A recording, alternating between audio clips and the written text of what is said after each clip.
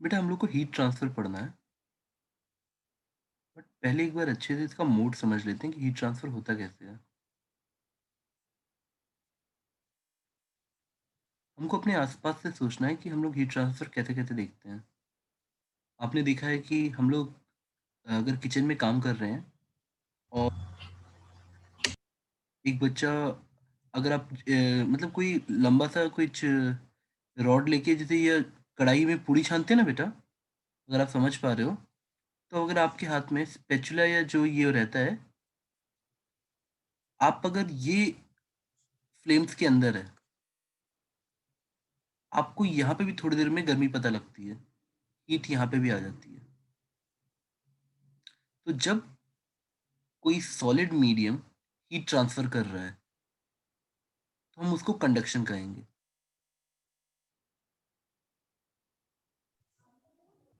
मैं चाहता हूँ आप नॉर्मल एग्जांपल से समझो, कि जैसे अगर आपने सोचा कि एक ब्लास्ट फर्नेस है, अंदर इसमें खूब आग लगी पड़ी है, और अगर आपने एक रॉड डाल दी अंदर, और बाहर नॉर्मल सराउंडिंग है, और अंदर ब्लास्ट फर्नेस है, तो ब्लास्ट फर्नेस का टेम्परेचर बहुत ज़्यादा होगा, अंदर सराउंडिंग कम होगा, तो हीट कैसे बाहर आएगी। तो ये सारे एग्जांपल कंडक्शन के हैं। देन एक सॉलिड मीडियम, जैसे यहाँ पे स्पैचुला की जो रॉड है, ये यहाँ पे ब्लास्ट फर्नेस के अंदर से एक रॉड निकल के बाहर आ रही है, ये जब हम किसी सॉलिड मीडियम को यूज करते हैं, आपको सिंपली समझना है, एक हॉटर बॉडी पे और एक कोल्ड बॉडी के बीच में अगर मैं रॉड लगा दूं, तो मुझे इसकी स्टडी करनी है, कितनी तेजी से हीट जाएगी, कितनी हीट जाएगी। This is called conduction. इसको हमें आराम से पढ़ना है बेटा। दूसरा टाइप होता है कन्वेक्शन। कन्वेक्शन कुछ नहीं होता, कुछ इस तरह से सोचो, आपने यहाँ पे कुछ सर्दियों में हाथ सेकने के लिए आग जलाई है, और आप दूर कहीं खड़े हैं, और हवा चलते चलते ऐसे आती है, और यहाँ से एक, आप जिसे आंच या थोड़ी सी गर्मी लेके हवा आपके चेहरे पे आती है, तो आपको थोड़ी हीट फील होती है। देखो इस प्रोसेस में जो फ्लूइड है, वो एनर्जी ट्रांसपोर्ट कर रहा है, या वो एनर्जी लेके आगे बढ़ रहा है, तो ऐसे प्रोसेस को कन्वेक्शन कहते हैं। इसमें हमें फीलिंग लेनी पड़ेगी कि हाँ भाई, जो चीज़ गर्म होती है वो ऊपर उठती है, उसकी डेंसिटी कम हो जाती है, वो ऊपर उठती है, और इसी प्रोसेस में फ्लो स्टार्ट होता है। तो जब कोई फ्लूइड एनर्जी ट्रांसपोर्ट करता है, तो हम उसे कन्वेक्शन पढ़ते हैं।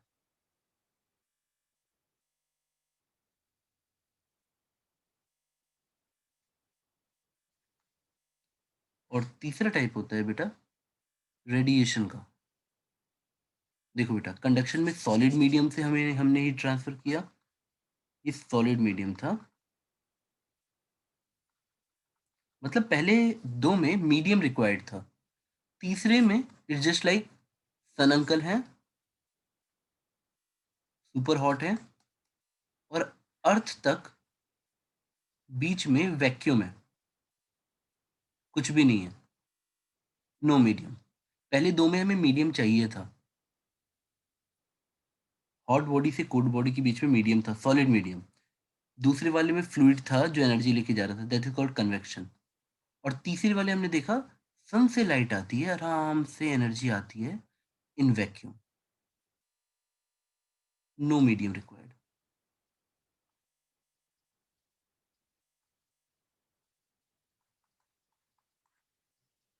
This called radiation. अगर तुम लोग को डेफिनेशन की थोड़ी भावनाएं समझ आ गई हैं, तो हम लोग एक एक करके अब सबको पढ़ेंगे। कंडक्शन पढ़ना थोड़ा सा ट्रिकी है और थोड़ा सा लंबा है, तो इसी से स्टार्ट करते हैं। बेटा आप लोग को डेफिनेशन क्लियर हो गई? किसी को कुछ पूछना है इसमें? हम लोग अभी डिटेल में जाएंगे, one at a time, conduction से स्टार्ट करके।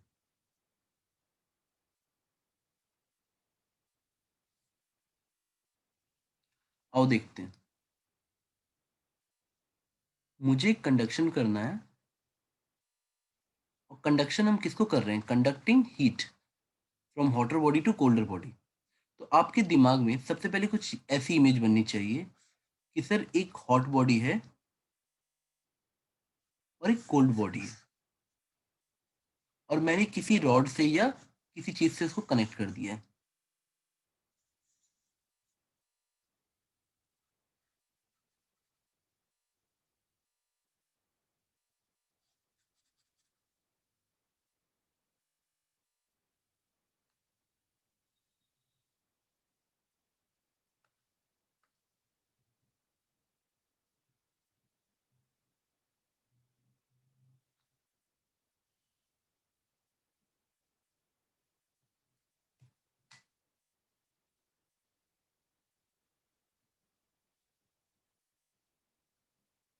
हेलो सर, मैं आपको कॉल बैक करता हूँ सर, मैं अभी क्लास में हूँ।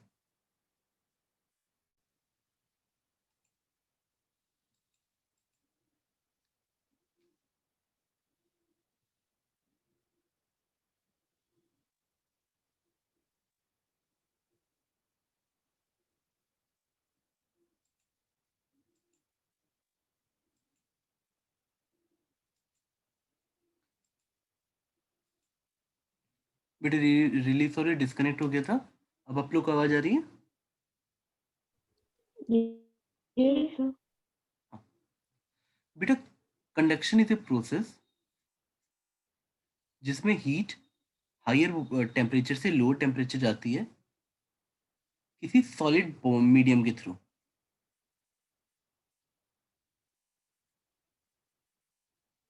अब मेरा इंटरेस्ट है ये हीट कितनी तेजी से जा रही है। आप इसको सोचो, ये हॉट एक रिजर्वायर है और ये कोल्ड एरिया है, मतलब कोल्ड रिजर्वायर टाइप का है, यहाँ पे लगातार हीट जा रही है। अगर मुझे ये रेट निकालनी है, किस रेट से हीट ट्रांसफर हो रही, कितने जूल पर सेकेंड। मैं D Q by D T कह रहा हूँ तो भावनाओं को समझो। Joule per second, transport of energy per second हमें निकालना है। आपके हिसाब से क्या क्या मैटर करेगा, बताओ। ये रॉड की लेंथ लंबी होगी तो हीट मतलब ज्यादा इफेक्टिवली जाएगी। आपने क्या देखा है बेटा, जब बड़े बड़े वो बाउल्स में खाना बनता है, तो वो जो जिस रॉड से स्टर करते हैं, वो लंबी होती है कि छोटी होती है प्रैक्टिकली? सर लंबी होती है। तो आपको इतना समझ आ रहा है कि अगर ये रॉड लंबी होगी तो हीट ट्रांसफर थोड़ा खराब होगा। आपने किचन में भी अपने देखा होगा बेटा, अगर हैंडल छोटा है तो आपको ज्यादा गर्मी लगती है, अगर अगर वो पूरा स्टील का बना हुआ है तो चलो ठीक है, एक एग्जांपल समझाते हैं। लेकिन बेटा क्यों ना हम लोग इसकी टेक्निक निकाल लें जो आपको तुरंत पूरे लाइफ लॉन्ग समझा दें। कितना हम ऐसे एक एक करके एग्जांपल लेके समझाएंगे। तो we will study it parallel to the. अच्छा, क्लास 10th में कितने बच्चों ने इस तरीके से पढ़ाई की थी कि आपको ये सब पता है? अगर मान लो ये मैं 20 वोल्ट पे रख रहा हूँ, मैं एग्जांपल लेके समझा रहा हूँ बेटा, और ये 10 वोल्ट पे रख रहा हूँ, और बीच का रेजिस्टेंस 5 ओम है, तो करंट कैसे निकालते थे बेटा, बताओ। 20 पोटेंशियल डिफरेंस बाई रेजिस्टेंस करते थे। इतना याद है आपको बेटा? Yes sir. ठीक है, तो ये किस में आता था? हमारा करंट आता था कुलम्ब यानी चार्ज फ्लोइंग पर सेकेंड में, 2 कुलम्ब पर सेकेंड। अब इसी की जगह मैं ये देखो, ये है बेटा करंट वोल्टेज एनालॉजी। इसलिए मैं ऐसा ऐसा मैं इसलिए कर रहा हूँ कि आपको ये लाइफ लॉन्ग याद रह जाएगा, वरना आप इस चैप्टर को भूल जाओगे 1-2 महीने में। अगर अब मुझे यही चीज पढ़नी है तो मैं वोल्टेज को टेम्परेचर से लिख रहा हूँ। सपोज मैंने बोला 300 केल्विन हायर टेम्परेचर, और यहाँ पे 290 केल्विन, और ये मैंने नॉर्मल रेजिस्टेंस की जगह थर्मल रेजिस्टेंस बोला, आर थर्मल। अब वहां पे मुझे कूलम पर सेकंड मिलता था, यहाँ मुझे जूल पर सेकंड मिलेगा। अब तुम बताओ dq by dt, वहां पे मैं dq by dt बोलता था charge flowing per second, charge flowing per second. यहाँ पे ये कूलम्स में होता था और ये टाइम सेकेंड्स में होता था।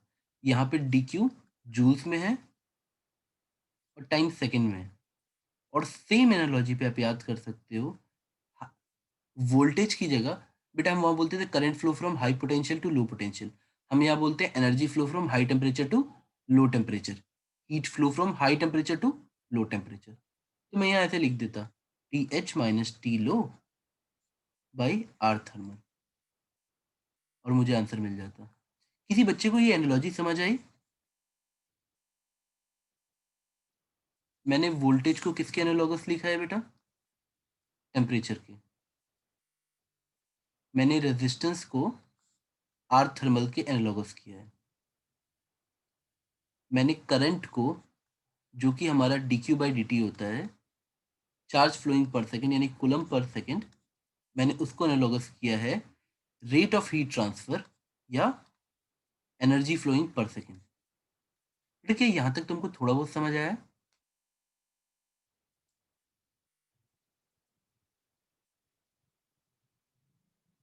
देखिए आप लोग को ये एनालॉजी समझ आ रही है? जी सर। अगर आपको ये एनालॉजी थोड़ी भी समझ आ रही है तो बेटा आप धीरे धीरे करके सारे क्वेश्चन कर लोगे और आपको ये चैप्टर नया नहीं लगेगा। मैं चलो समझाता हूँ क्यों। पता है अलग अलग बुक्स में इतना ज़्यादा मटेरियल मिलेगा कि बच्चा परेशान हो जाता है, उसको समझ नहीं आता है कि चैप्टर कितना लंबा हो सकता है ये वाला। लेकिन अगर ये इसको करंट इलेक्ट्रिसिटी से कनेक्ट कर देता है तो करंट इलेक्ट्रिसिटी में ये टॉपिक आप दोबारा पूरा पढ़ते हो। करंट इलेक्ट्रिसिटी में ना आप ऐसे पढ़ते हो ना बेटा कि जैसे एक जंक्शन है मान लो एग्जांपल के लिए, और यहाँ पे 5 एम्पेयर आ रहा है, 2 एम्पेयर ऐसे जा रहा है, 3 एम्पेयर ऐसे जा रहा है। इसको हम सीधे जंक्शन लॉ या किरचॉफ करंट लॉ पढ़ते हैं, जैसे कि जितना करंट आएगा उतना करंट जाएगा। इसको केसीएल नाम से पढ़ते हो या जंक्शन लॉ के नाम से।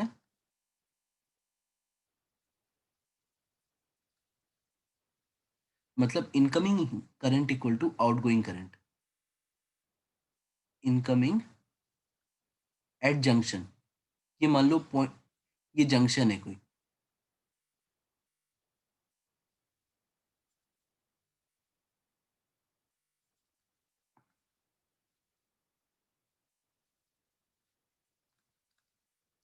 यानी आने वाले करंट का सम इक्वल टू जाने वाले करंट का सम। अगर मैं जंक्शन पे खड़ा हूं तो जितना करंट आएगा उतना ही करंट जाएगा।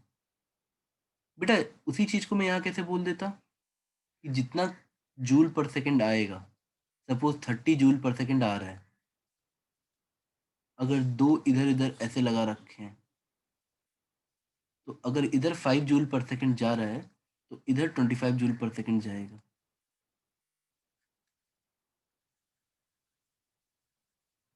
बेटा क्या आपको केसीएल समझ आया?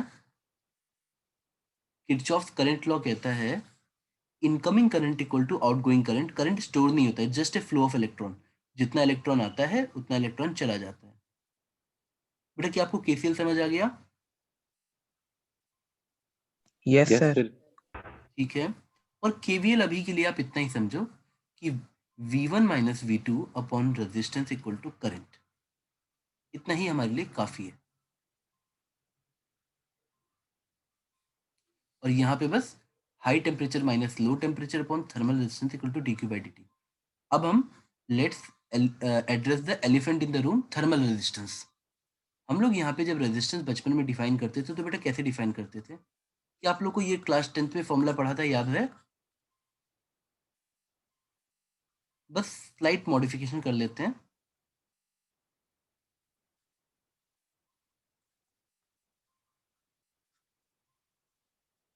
क्योंकि हो सकता है कई बच्चे आप लोग में मुझसे नहीं पढ़े हैं। लेंथ के बगल में हम लिखते थे in the direction of current,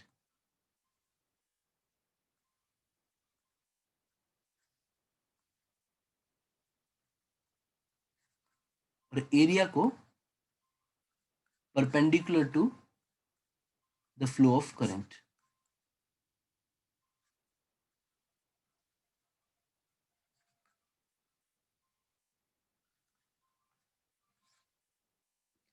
अब अगर इसी फॉर्मूले को आप सही तरीके से लिखोगे तो आप ऐसे लिखोगे, क्लास 11th के लिए ये फॉर्मूला ऐसे तैयार होता है। सब कुछ वही है, बस मैंने शॉर्ट में लिखा है। अब आप बोलोगे सर यहाँ पे कैसे डिफाइन होगा थर्मल में? बेटा ditto, R thermal equal to resistivity of the material into length in the direction of heat flow, area perpendicular to heat flow.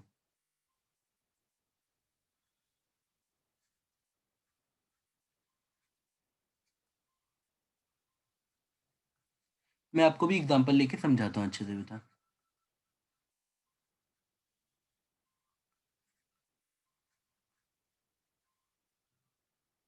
बेटा हम लोग ना बस इतना है कि इसको हम लोग रेजिस्टिविटी बोलते थे, अगर आपको याद हो तो।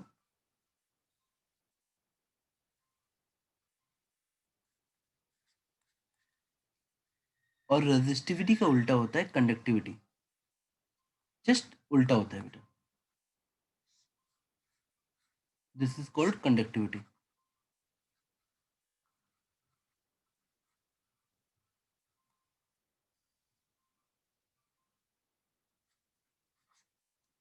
बस यहाँ पे हम लोग कंडक्टिविटी के लिए सिंबल के यूज करते हैं। थर्मल में कंडक्टिविटी के लिए सिंबल के यूज करते हैं, कोई अंतर नहीं आता।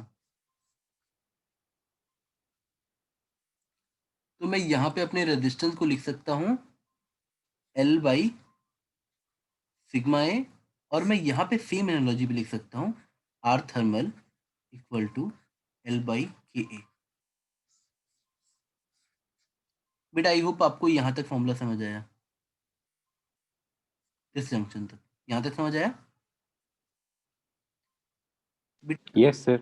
हीट ट्रांसफर एक छोटा सा टॉपिक है, लेकिन करंट इलेक्ट्रिसिटी पूरा एक बड़ा सा चैप्टर है। तो क्लास 11th में आप जब हीट ट्रांसफर पढ़ते हैं, बेटा मैं बता रहा हूँ सारी चीज बता रहा हूँ। मैं चैट पढ़ता हूँ बेटा, डोंट वरी। देखो, करंट इलेक्ट्रिसिटी एक पूरा बड़ा सा चैप्टर है, तो आप पूरी जो नंबर ऑफ क्वेश्चंस लगाना, पूरी रिसर्च करना करंट इलेक्ट्रिसिटी में पढ़ते हो, लेकिन अगर आप हल्की सी एनालॉजी लगा दो तो आपका हीट ट्रांसफर पूरा उसमें आ जाता है। तो बच्चों को समझ नहीं आता कि हीट ट्रांसफर तो दिखता बड़ा छोटा सा चैप्टर है, पर इतने अच्छे अच्छे क्वेश्चन बनते कैसे हैं? क्योंकि आईआईटी वालों को पता है कि वो सारी की सारी एनालॉजी लगा के जो करंट इलेक्ट्रिसिटी के लिए पढ़ा रहे हैं थ्योरी, वही हीट ट्रांसफर पे लग जाती है, और बच्चे करंट इलेक्ट्रिसिटी डिटेल में पढ़ते हैं और इस चैप्टर को अलग से पढ़ते हैं बेवकूफों की तरह। जबकि जो बच्चा इसको पैरेलल पढ़ लेगा तो वो सारे क्वेश्चन करंट इलेक्ट्रिसिटी में सॉल्व कर रहा है। हीट ट्रांसफर कोई नया चैप्टर बनेगा ही नहीं, मतलब ये वाला कंडक्शन वाला। और यही वजह है कि ये बहुत डिटेल में क्वेश्चन आते हैं इसके, मतलब इसके क्वेश्चन आपको हमेशा लगेगा कि यार ये तो बड़ा ट्रिकी टाइप का चैप्टर बन गया, कि भाई अभी हमने पढ़ा था कि हाई से ये लो है और ये रॉड हमने कनेक्ट कर दी। अभी थोड़ी देर पहले मैंने किरचॉफ्स वोल्टेज लॉ लिखा था, या सिंपली ऐसा लिख दिया था कि potential difference by resistance equal to, अब बताओ हीट फ्लो कितनी होगी? dq बाई dt, जैसे यहाँ पे लिखते थे high voltage V1, low voltage V2 और RTH। तो करंट हमारा कितना आता था? बहुत सिंपल था, पोटेंशियल डिफरेंस बाय रेजिस्टेंस। अगर मैं R को L बाई सिग्मा ए लिख रहा हूँ तो मुझे कैसे मिल जाएगा? V1 minus V2 upon L sigma A. Sigma A ऊपर चला गया, V1 minus V2 by length. अब यही पे यहां लगाऊंगा,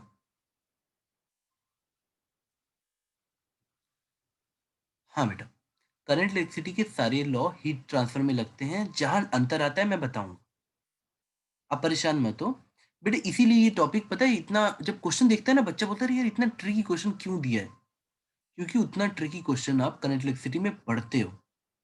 लेकिन बच्चे एनालॉजी नहीं लगाते हैं, तो वो इस टॉपिक में घुसते ही नहीं है डर के मारे। उनके लिए कई बार देखो, सोचो तुम इतनी इस तरीके से पढ़ रहे हो यहाँ पे कि हाँ, ये कॉमन सेंस है कि potential difference by resistance equal to current flow, बचपन से पढ़ते आ रहे हो। तो dq बाई dt को भी लिखा होगे टेम्परेचर डिफरेंस बाई रेजिस्टेंस। अब जैसे ही रेजिस्टेंस पुट करोगे आ जाएगा L बाई के ए। और आपको कुछ बोले बिना टेक्स्ट बुक यहां से देंगी के A T H minus T L by length. यहां से आपको बुक्स में मिलेगा डायरेक्टली। आपको पहला फॉर्मूला यहां से मिलेगा कि हीट ट्रांसफर का फॉर्मूला ये आता है। अब बच्चे इसको याद करने पे लग जाते हैं। बेटा देखो, अगर आप अंडरस्टैंडिंग पे जाओगे तो ज्यादा अच्छा रहेगा, हमेशा अच्छा रहेगा। चलो मैं one thing at a time लेता हूँ। पहले सबसे पहले हम टारगेट लेते हैं थर्मल रेजिस्टेंस का। थर्मल रेजिस्टेंस का कोई अंतर नहीं आता। मैंने जैसे आपको लिखा कि बेटा यहाँ पे हमारा रेजिस्टेंस का फॉर्मूला बन गया, देखो L by conductivity into area, और यहाँ पे बन गया R थर्मल का। बस सिग्मा की जगह हम लोग K वर्ड यूज करते हैं, बाकी सब सही है, सेम है, सॉरी मतलब L लेते हैं हम लोग इन द डायरेक्शन ऑफ करंट। अब चलो ये मैं बार बार क्यों लिख रहा हूँ in the direction of current, और area perpendicular to current flow. आओ जरा समझते हैं कि ऐसा क्यों लिखा जा रहा है। और बेटा same energy per length in the direction of heat flow.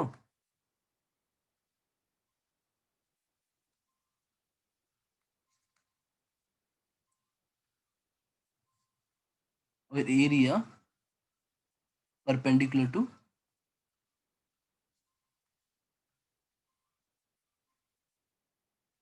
Heat flow.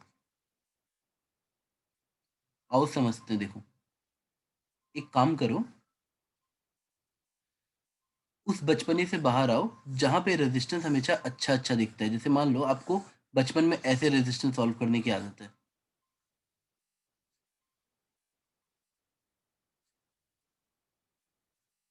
कि सर ये मान लीजिए यहाँ पे दिया है बैटरी कनेक्ट की है। बेटा actually battery is just a potential difference, high minus low. तो अगर मैंने 50 वोल्ट की बैटरी कनेक्ट की है, तो आप ऐसे बोलते हैं सर अगर मुझे रेजिस्टिविटी या कंडक्टिविटी दे रखी है तो मैं करंट फ्लो निकाल सकता हूँ। कैसे? ये एरिया यूज करूंगा परपेंडिकुलर वाला, ये लेंथ बन जाएगी, और ये एरिया हमारे पास परपेंड। बेटा current flow from high potential to low potential, तो उसकी जो परपेंडिकुलर आएगी वो ये एरिया होगी, और इन the direction of current flow ये लेंथ आएगी। तो बच्चा बड़ी आसानी से कर देता था कि सर हमारा रेजिस्टेंस बन के आता है L by area into conductivity. और यही चीज वो यहाँ पे भी लिख देगा कि सर अगर कोई रॉड है, अब चाहे कैसी भी एरिया उसकी, ये देखिए अगर आप यहाँ हाई टेम्परेचर देंगे और यहाँ लो टेम्परेचर देंगे, तो दिस इज परपेंडिकुलर एरिया, क्योंकि heat flow from high potential to sorry high temperature to low temperature. तो ये लेंथ ले लेंगे और ये एरिया, तो हमारा थर्मल रेजिस्टेंस आ जाएगा L बाई के ए। काश दुनिया इतनी आसान होती हमेशा। ये पहला पॉइंट है कि तुमको समझना है कि एरिया हीट फ्लो के परपेंडिकुलर लेते हैं और length in the direction of heat flow लेते हैं। लेकिन अगर कोई तुमसे बोले कि तुमको इसमें थर्मल रेजिस्टेंस निकालना है, देखो जरा, आप गए और आपको किसी ने बोला बेटा ये अलग अलग केसेस की तरह हम लोग कितने भी बना सकते हैं। मैं आपको एक सिंपल सा केस देता हूँ।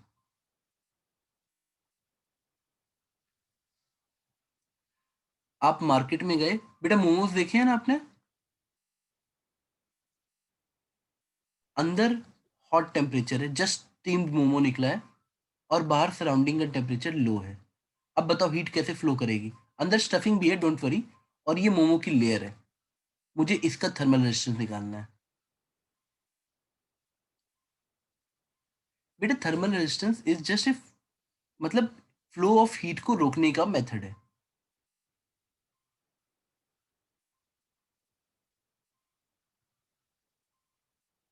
बेटा टेम्परेचर के हीट कैसे फ्लो करना चाहेगा? High temperature to low temperature. क्या आपको ये बात समझ आई? Heat will try to flow from high temperature to low temperature.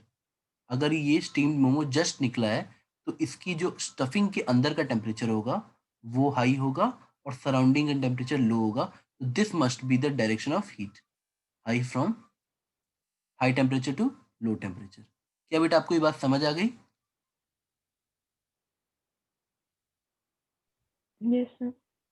तो चलो अब देखो बेटा, मैंने मोमोज नाम तो लिख दिया, लेकिन आप चाहो तो ऐसे सोच सकते हो कि एक जो हॉलो स्फेयर है उसका थर्मल रेजिस्टेंस निकाल रहे हैं। आपको बस मटेरियल दिया होगा किस टाइप का मटेरियल है। तो इसी क्वेश्चन को तुम ऐसे सोचो, आपकी समझ आने के लिए मैंने जानबूझ के इसका रेडियस ए लिया है, इसका रेडियस बी लिया है, और मुझे इस शेल का अंदर हाई टेम्परेचर है और इस सोचो ये मेंटेन्ड है थोड़ी देर के लिए, और बाहर लो टेम्परेचर है। मुझे समझ आ रहा है कि रियलिटी में हीट ऐसे ऐसे जाएगी, बाहर की तरफ हीट ऐसे जा रही होगी। तो मैं क्या करूंगा, मुझे समझ नहीं आ रहा है कि इसका रेजिस्टेंस कैसे निकालें। क्वेश्चन यही है, इसका रेजिस्टेंस कैसे निकालें। Answer is very very simple. अगर आप थ्योरी सही से समझते हो तो लिखाया गया है, आप आरटीएच को जब देखोगे तो आपको देखना है बेटा के मटेरियल पे डिपेंड करता है तो हर जगह सेम होगा, लेकिन L in the direction of heat flow लेते हैं,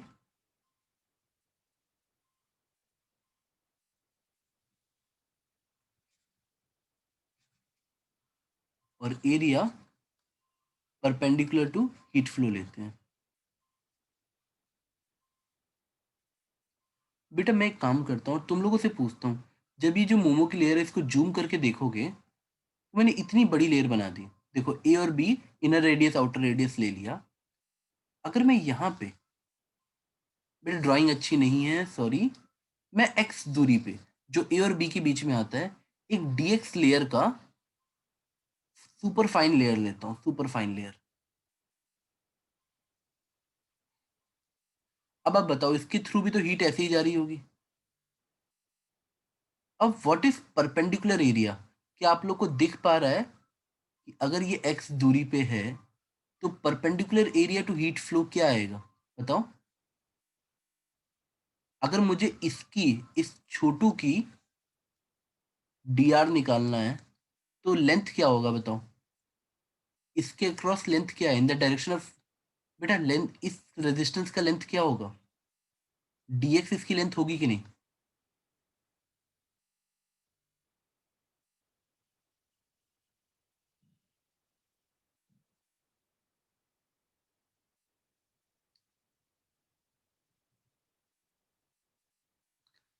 बेटा ये लेंथ आपको समझ आ रही है?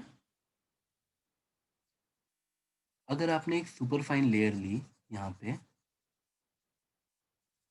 तो जब मैं इसके लिए लेंथ देखूंगा तो in the direction of heat flow, यानी dx will act as a length, के रहेगा, और एरिया, बेटा if you see the perpendicular area इस वाले स्फेयर के लिए, इस वाले हॉलो स्फेयर के लिए, तो आपको मिलेगा 4 पाई x स्क्वायर।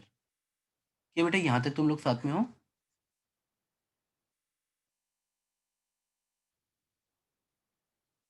ठीक है बेटा। अब तुम लोग मुझे बताओ कि यहाँ पे अगर मैं इस लेयर का रेजिस्टेंस निकाल सकता हूँ इस फॉर्मूले से, लेंथ ये हुआ, एरिया ये हुआ, ये कांस्टेंट मटेरियल का हुआ, तो मुझे, अगर मैं तुमसे बोलूँ कि अंदर हॉट है और बाहर कोल्ड है और ये सारी लेयर बैक टू बैक लगी हुई हैं, तो तुम मुझे कॉमन सेंस से बताओ, हर डी आर अलग अलग है, सारे डी आर अलग है क्योंकि सबका एरिया चेंज होता जाएगा डिफरेंशियली। मैं इसके आगे एक लेयर चुनता, उसका एरिया अलग होता, लेंथ भले ही तुम डीएक्स ले लो, सेम ले लो, बट सबका एरिया अलग अलग होता, तो सबका रेजिस्टेंस अलग होगा। ये सारे रेजिस्टेंस तुमको किस में लगे दिख रहे हैं, सीरीज में या पैरेलल में, बताओ। दो पोटेंशियल के बीच में अगर मैं ऐसे ऐसे खूब सारे डी आर लगा रहा हूं, तो ये सारे सीरीज में है या पैरेलल में है?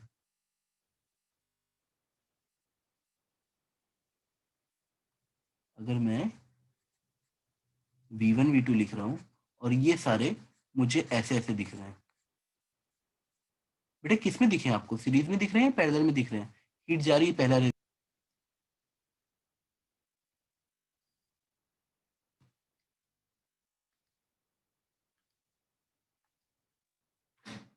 बेटा आप लोग को कहाँ तक आवाज आ रही थी? सर जब आप बोल रहे थे कि हीट हाई से लो जाएगी। नहीं तो ये सब बिल्कुल नहीं समझ, ये सब नहीं पढ़ा आपने ये वाला? नहीं नहीं सर, ये वाला पढ़ा सर। ये dr equal to dx by k 4π x² तक सुनाई दे रहा था। अच्छा ठीक है, सॉरी। बेटा देखो, मैंने आपसे पूछा कि अगर मुझे इस पूरी मोमो की लेयर का रेजिस्टेंस निकालना है और मैंने इसके बीच में एक सुपर फाइन लेयर ले ली और उसका रेजिस्टेंस लिख दिया, तो हाई टेम्परेचर जो अंदर है और लो टेम्परेचर जो बाहर है, हाई टेम्परेचर जो अंदर है, लो टेम्परेचर जो बाहर है बेटा, उसके बीच में ऐसी खूब सारी पतली पतली लेयर्स होंगी। तो आप मुझे बताओ, अगर दो टेम्परेचर के बीच में हम ऐसे डी आर अलग अलग लगा देते हैं, देखो सबका एरिया डिफरेंट है, जैसे जैसे तुम आगे बढ़ोगे the differential area will be different different different. Dx तुम सेम ले सकते हो, पर हर लेयर का एरिया डिफरेंट होते जाएगा क्योंकि एक्स बढ़ रहा है। तो जब सबका रेजिस्टेंस अलग अलग है और तुमको बैक टू बैक लगा रहे हो, तो बेटा ये किस तरीके से होंगे, सीरीज होंगे या पैरेलल होंगे? अगर आपको बचपन में याद हो कि रेजिस्टेंस को हम जब सीरीज में कैसे बोलते थे, जब कुछ ऐसे ऐसे कनेक्टेड होते थे पोटेंशियल डिफरेंस के बीच में, V1 V2 के बीच में, ये R1 होता था, ये R2 होता था, ये R3 होता था, याद आया बेटा? तो ये रेजिस्टेंस किस में आ जाएंगे? Sir series. सीरीज। तो आपका टोटल रेजिस्टेंस कैसे आ जाएगा बेटा, बताओ? कि सर ये हमारा डी आर था, अब सीरीज में हम रेजिस्टेंस सीधे ऐड कर देते हैं, और फिजिक्स में या मैथ्स में ऐड को हम लोग, जब कोई चीज वेरिएबल हो तो एडिशन आपको सीधे सिखाया गया था, सिंपल इंटीग्रेशन होता है, जोड़ना। तो जो मेरा, मुझे पता है सीरीज में रेजिस्टेंस ऐसे ऐड होता है R1 plus R2 plus R3, तो मैं यहाँ पे भी वही करूंगा, सिंपल ऐड कर दूंगा। स्टार्टिंग पॉइंट क्या होगा, R इक्वल टू, मतलब इसमें वेरिएबल क्या है बेटा, x ना, x इक्वल टू ए से लेकर x इक्वल टू बी तक हम सारा रेजिस्टेंस जोड़ देंगे। अब यहाँ वैल्यू पुट करो और मुझे बताओ आंसर कितना आ रहा है।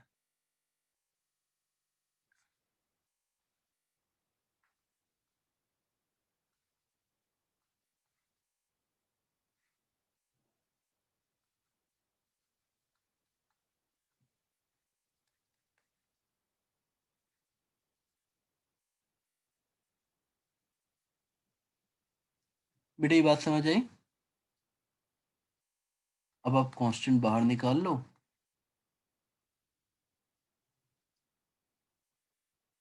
4 पाई भी बाहर आ गया, और ये इंटीग्रेशन बेटा आप कर सकते हो।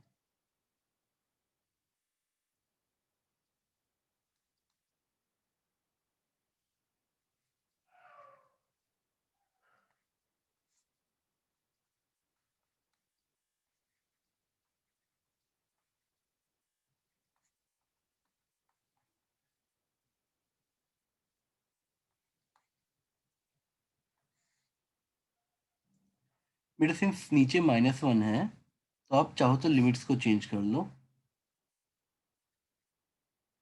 और यहाँ पे x की पावर -1 आएगी तो 1/x आ गया।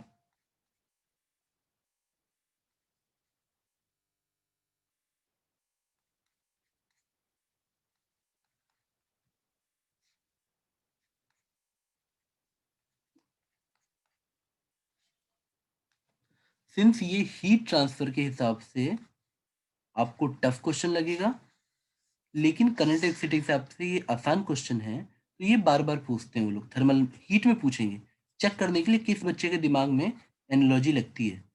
ये आपको कहीं नहीं बोलते कि एनालॉजी लगानी है, बस जो बच्चा समझ जाता है वो हमेशा लगा लेगा कि जैसे वहाँ करंट था, यहाँ एनर्जी फ्लोइंग पर सेकेंड है, जैसे वहाँ पोटेंशियल डिफरेंस है, यहाँ पे टेम्परेचर डिफरेंस होता है, जैसे वहाँ पे रेजिस्टेंस आता है, यहाँ थर्मल रेजिस्टेंस आता है।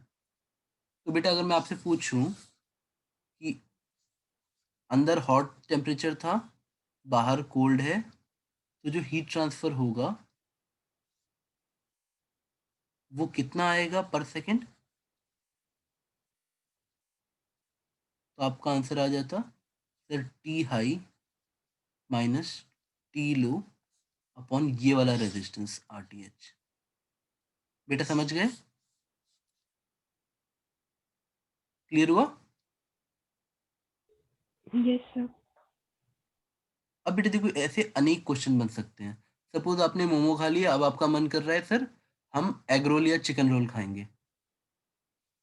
वो कैसा दिखता है बेटा?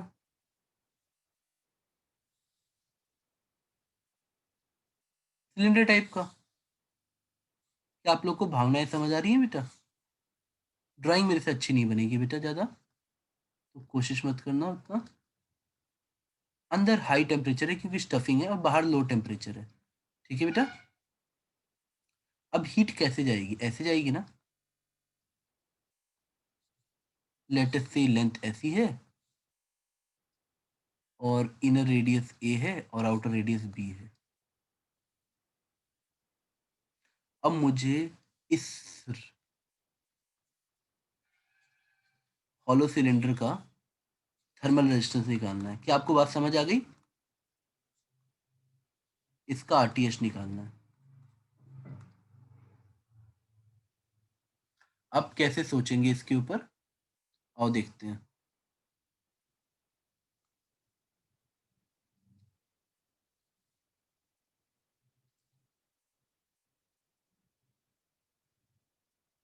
बेटा यहां तक समझ आ रहा है? Yes, sir.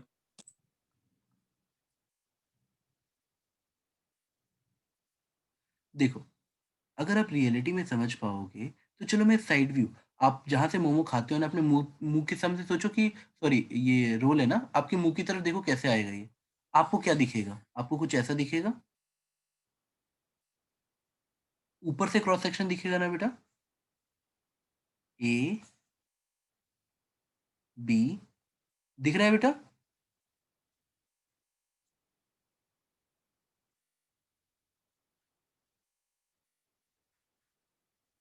अब अगर मुझे ये चीज ऐसे दिख रही है, फिर से मैं कोई एक डिफरेंशियल लेंथ लूंगा।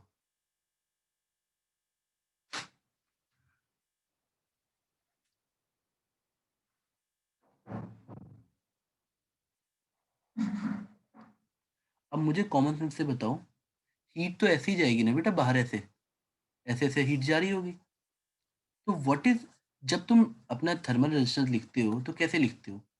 Length in the direction of heat flow, material constant, area perpendicular, area perpendicular L in direction. अब बताओ मुझे, लेंथ फिर से अगर ये x दूरी पे है, जो मेरा डिफरेंशियल एलिमेंट माना है मैंने x दूरी पे है, तो इसकी लेंथ फिर से तुम dx ले लोगे? क्यों? हीट तो ऐसे ही जा रही है ना, तो इन द डायरेक्शन dx ही बना। तो मुझे अगर फिर से इसका रेजिस्टेंस निकालना हो तो किस तरह से आ जाएगा? dx आया, k आया। बेटा एरिया कितना आएगा ये बताओ, इसका एरिया कितना आएगा?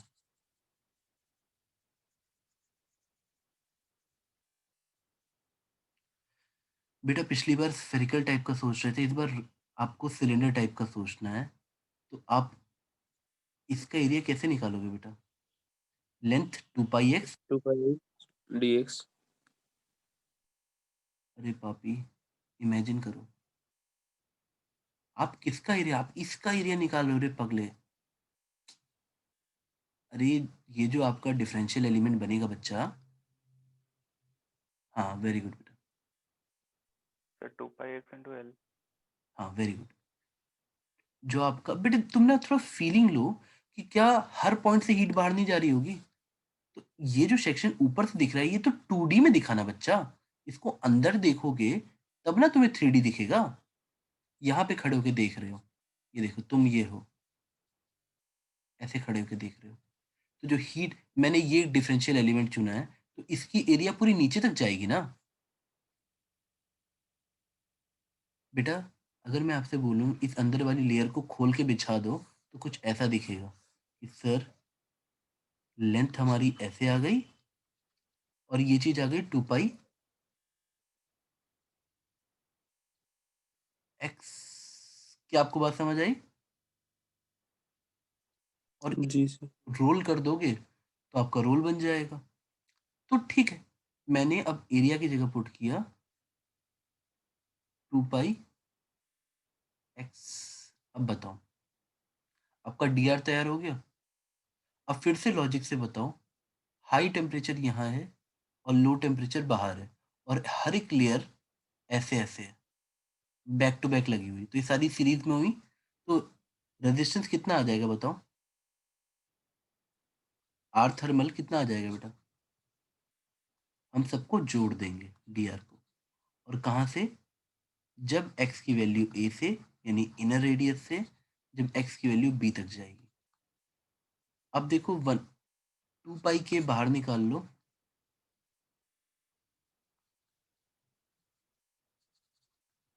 2 पाई के बाहर निकाल लो, तो आपका अंदर dx/x बच रहा है। बेटा इसका इंटीग्रेशन तो आप इतनी बार की होगी, आपको याद हो गया होगा। ln x हुआ a to b, यानी कितना आंसर आ गया बेटा बताओ? 2 पाई के, यहाँ पे a to b लिखना, तो जब वैल्यू पुटिंग करोगे तो ln b/a। बेटा क्या यहाँ तक तुम्हें समझ आ रहा है?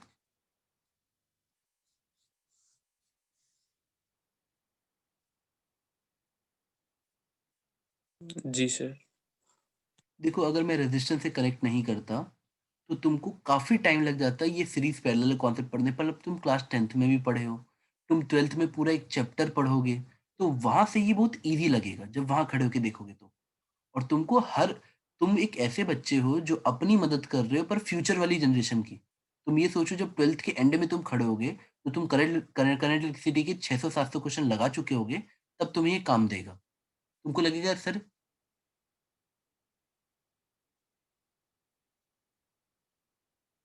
हाँ हाँ बेटा एक्स एल आएगा ना, मैंने एल से मल्टीप्लाई नहीं किया क्या?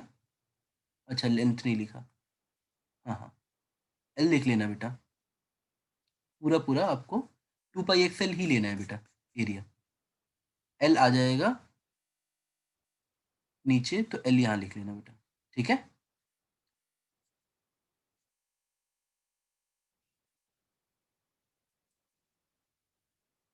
बेटा ये समझ आ गया? क्लियर है? आगे बढ़े। Yes sir. Yes sir. देखो बेटा सिंपल सी एक बात सोचो, अगर हम लोग यहाँ पहुंचे हैं, उनको लगता है कि वो तुमको कंफ्यूज कर देंगे। कैसे, मैं समझाता हूँ। उनको नहीं पता तुम किस टीचर की क्लास करके आ रहे हो। उनको लगता है कि यार ये तो बच्चा है, इसको आता ही क्या होगा। वो यहाँ 30 वोल्ट देंगे, यहाँ 20 वोल्ट देंगे। ये सब इतनी बार पढ़ोगे ना तुम क्लास में, कि तुमको लगेगा यार ये तो भाई सब फर्जी है, मैं कर लूंगा तुरंत। मान लो इसका रेजिस्टेंस दे रखा है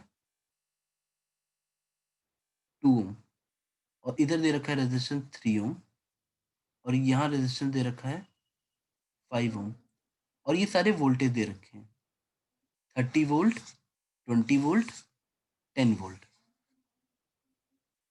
अब वो तुमसे इस जंक्शन का पोटेंशियल पूछता है, calculate potential for this junction, बीच वाले का।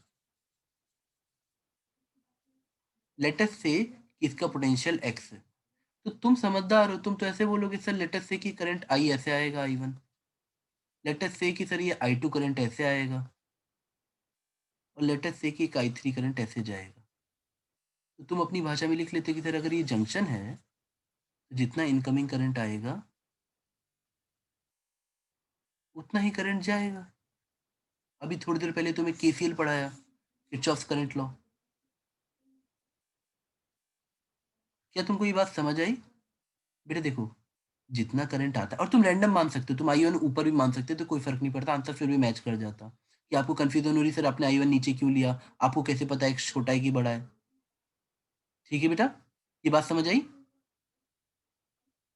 Incoming current equal to outgoing current.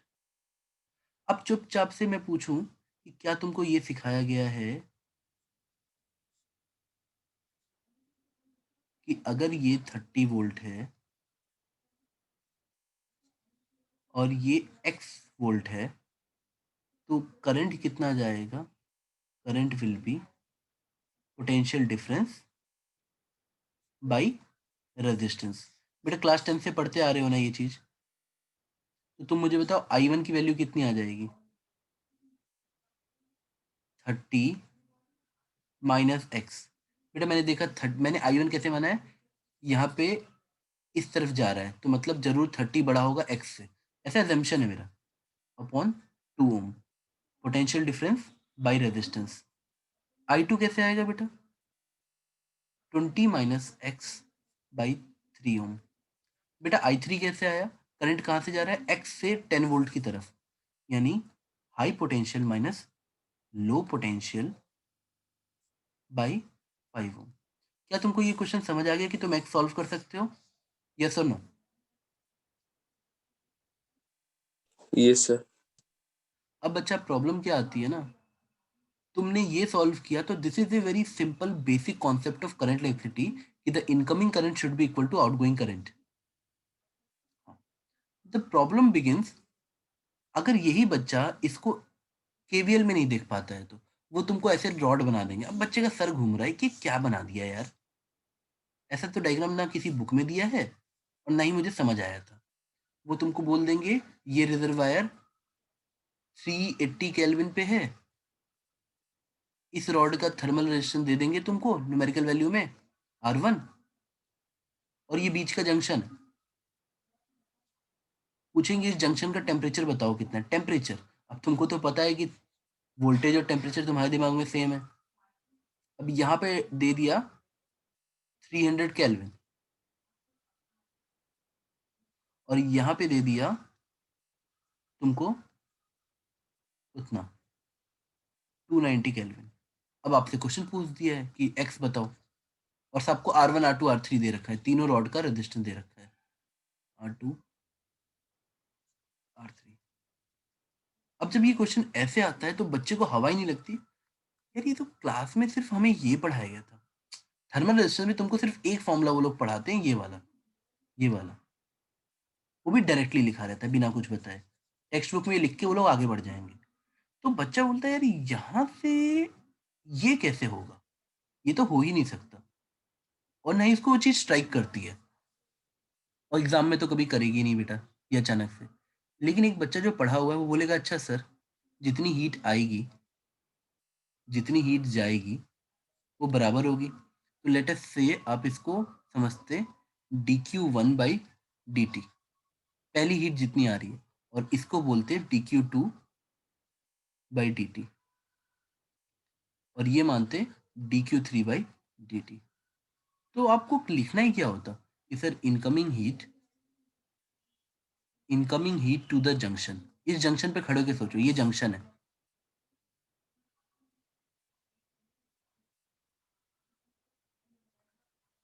Incoming junction पे जितनी हीट आ रही है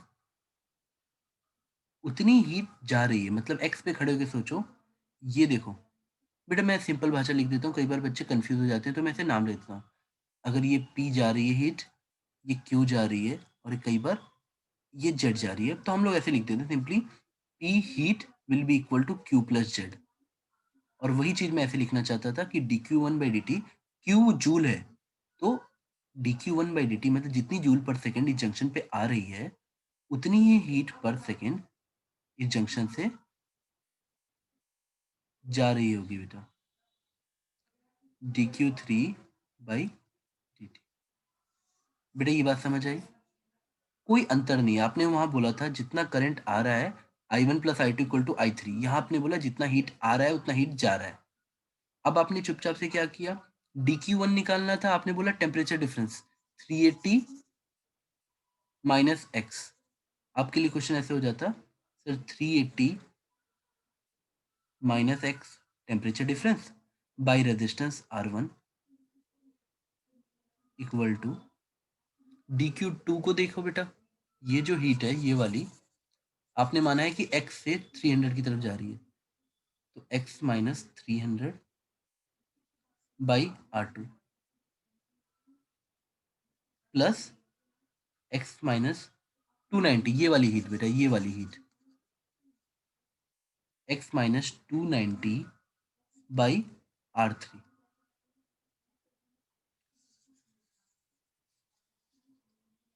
बेटा आपको ये समझ आया? क्या अगर मैं R1 R2 R3 दूं तो आप x निकाल लोगे? Yes sir. Yes sir.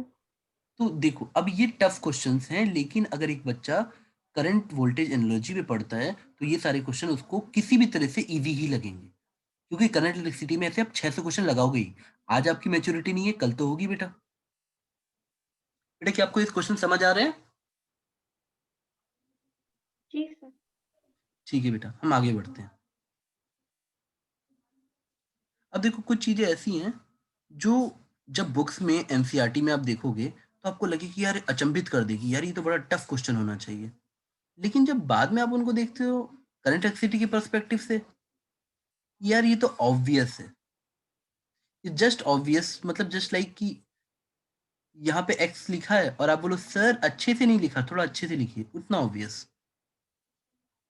देखो बेटा, मैं 2 रॉड लेता हूँ, अब बताओ, एक हाई टेम्परेचर है, ये सारे, अब ये एनसीईआरटी क्वेश्चन ले रहा हूँ बेटा मैं, जो एग्जाम में आता है, ये लो टेम्परेचर है।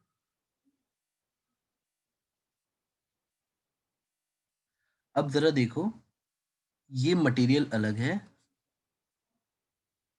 ये मटेरियल अलग है 1, और ये मटेरियल 2।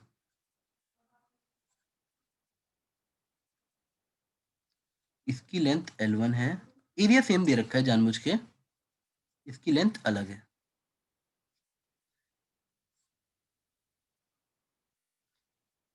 ये K1 दे रखा है और ये इसका कंडक्टिविटी K2 दे रखा है।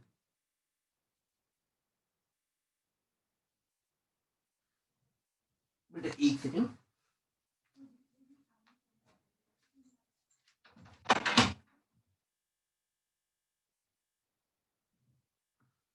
देखो अब मेरे सामने ये बीच का जंक्शन का टेम्परेचर निकालने का चैलेंज आ रहा है, और मुझे ऐसे लेंथ दे रखी होगी, K1 K2 वैल्यू में दे रखा होगा, और मुझे लगेगा टफ क्वेश्चन है, जबकि एक बच्चा ऐसे बोलेगा सर यहाँ हाइयर टेम्परेचर है, यहाँ लोअर टेम्परेचर है, तो हीट फ्लो होगी, तो वो बच्चा इसको ऐसे देखेगा,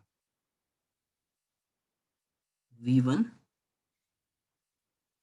thermal resistance R1 junction thermal resistance R2, दोनों मटेरियल के लिए, इसके लिए रेजिस्टेंस R1, इसके लिए रेजिस्टेंस R2, और ये V2 लो वोल्टेज, ये हाई वोल्टेज और ये लो वोल्टेज। अब बेटा कितने बच्चों को पता है कि सीरीज में करंट सेम रहता है, बताओ? तो क्या अगर ये I1 है और ये I2, तो दोनों सेम नहीं होंगे क्या बेटा? सीरीज में तो करंट सेम रहता है ना बेटा, कुछ तो याद होगा क्लास 10th का।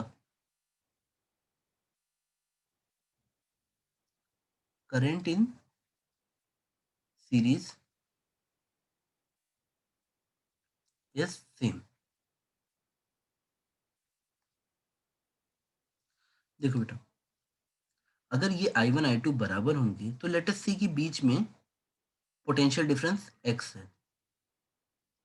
तो तुम कैसे लिखते कि सर यहाँ से करंट ऐसे जा रहा है तो V1 minus X potential difference by resistance must be equal to I1 current and I1 must be equal to I2, पर I2 को हम कैसे लिखेंगे?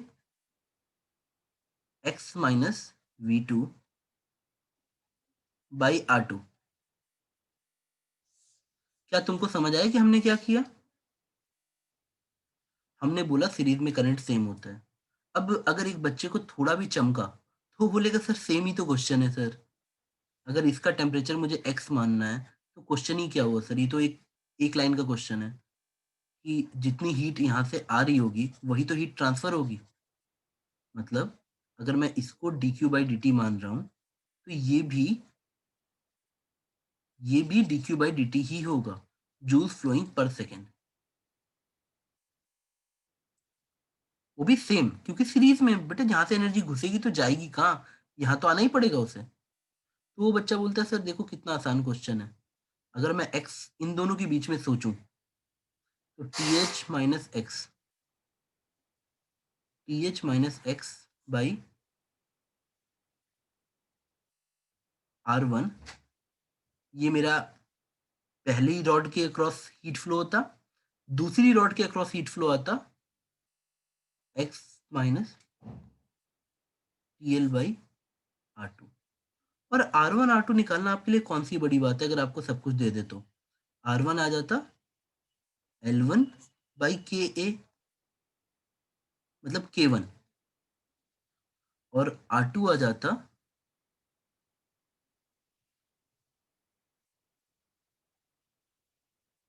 L2 by KA। अब बताओ, क्या तुम जंक्शन का टेम्परेचर निकाल सकते हो जो बीच वाला है x? अगर वो लेंथ दे दें, k दे दें, a दे दें, ये K2 लिखना बेटा, अलग मटेरियल है। बेटा R2 आ गया आपका, R1 आ गया, तो आप आसानी से यहाँ पुट करके x निकाल लोगे। Same question. बेटा मैं बता रहा हूँ, रुक जाओ, सारी चीजें मैं बता रहा हूँ, थोड़ा सा पेशेंस रखो। मैं बता रहा हूँ बेटा।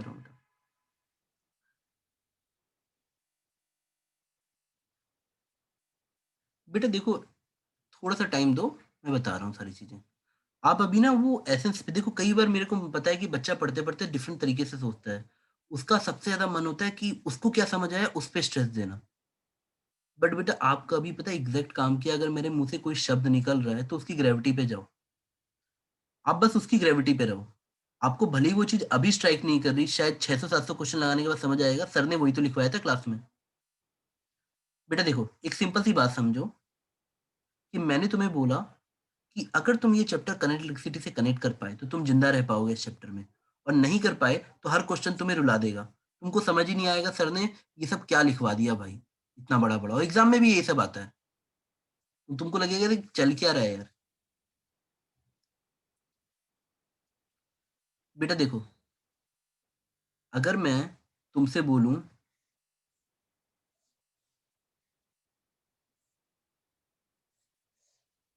ये 3 रॉड लगे हुए हैं ऐसे, और तुमको मैं सीरीज पैरेलल ना पढ़ाऊं, और तुमसे पूछूं भाई ये TH पे है हाई टेम्परेचर पे और ये लो टेम्परेचर पे, और इन तीनों रॉड की लेंथ L है, ये 3 रॉड दे रखे हैं,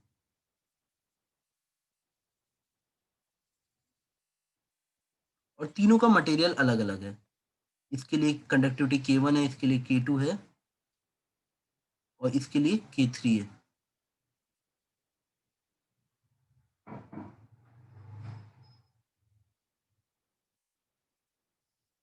इसके लिए K3 है। अब देखो, अब मैंने तुमसे पूछा मुझे हीट बताओ कितना जा रही है, टोटल हीट ट्रांसफर पर सेकंड कितना हो रही होगी।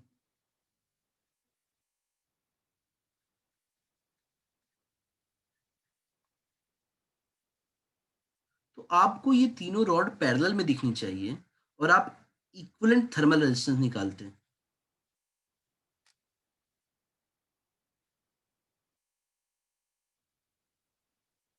हम आर थर्मल इक्विवेलेंट निकालते हैं। हमें पता है कि पैरेलल में सारी रॉड्स, बचपन में हमने सीखा था 1/r, पैरेलल में हम ऐसे जोड़ते थे 1/r इक्वल टू 1/r1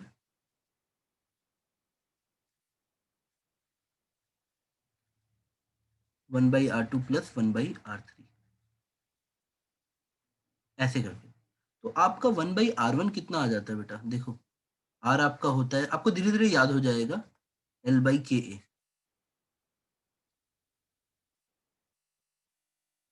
तो मेरा R1 हो जाएगा, मैं बेटा सारी कंडीशन सेम दे रहा हूँ, सिर्फ मटेरियल अलग है, एरिया और लेंथ सेम है दोनों की।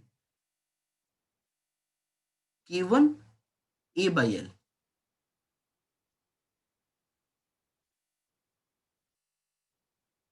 1/R1 बेटा इतना आ जाएगा। उसी तरह 1/R2 आपका आता K2 A by L, फिर तीसरा आता K3 A by L। बेटा ये मैंने 1/R1 लिखा है, ये 1/R2 है, ये 1/R3 है।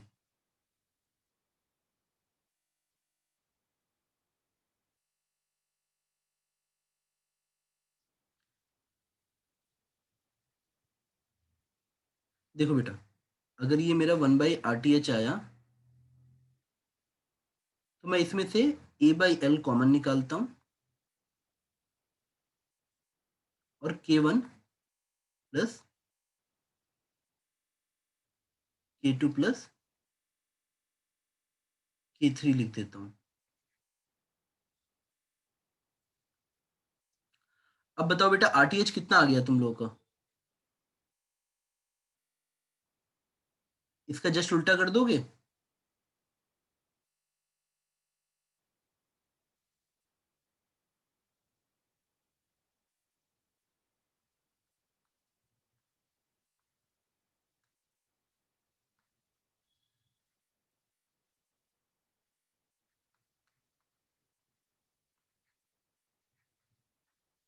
बेटा क्या तुमको रेजिस्टेंस दिख गया? Yes sir. जी सर। तो क्या तुम हीट ट्रांसफर निकाल लोगे? किस एक एक रॉड की क्यों निकालोगे? अगर एक एक रॉड की पूछेगा तब मैं निकालूंगा सबकी। तुमको वैसे अगर मान लो मैं ये बोल रहा हूँ ये heat transfer dq1 by dt है और ये dq2 बाई dt है और ये dq3 बाई dt है। तुमको पता है चाहे तो तुम सिंगल रेजिस्टेंस यूज करके निकालो, चाहे एक एक रेजिस्टेंस का हीट ट्रांसफर ऐड करके बताओ। तो मेरे लिए इजी है कि मैं इक्विवेलेंट रेजिस्टेंस निकाल लूँ, तीनों रॉड पैरेलल में है, सेम पोटेंशियल डिफरेंस के बीच में लगे हैं, तीनों रॉड पैरेलल में है, तो मेरे लिए हीट ट्रांसफर आ जाएगा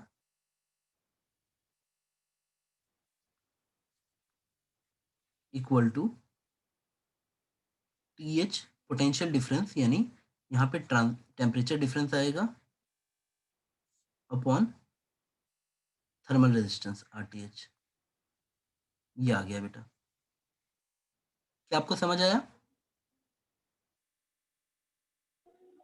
यस सर। उसी तरह से भले ही मैं आपको ऐसा दे दूं क्वेश्चन कि ये TH है और ये 3 रॉड लगी हुई है। अब देखो प्रॉब्लम की यही आती है ना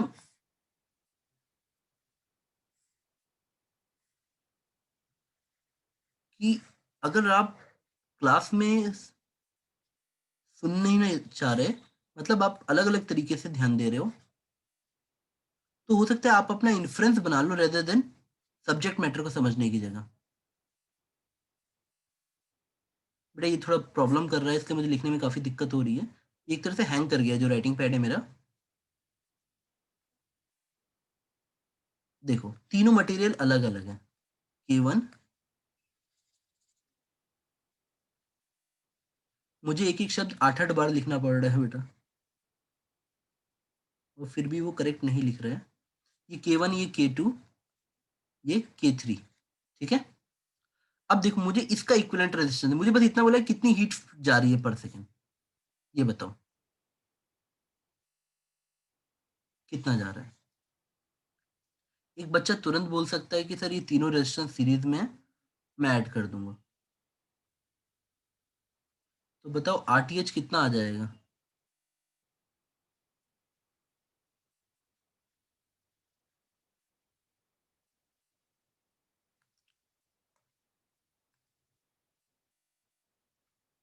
but I was not sure कि क्या हैंग कर रहा है।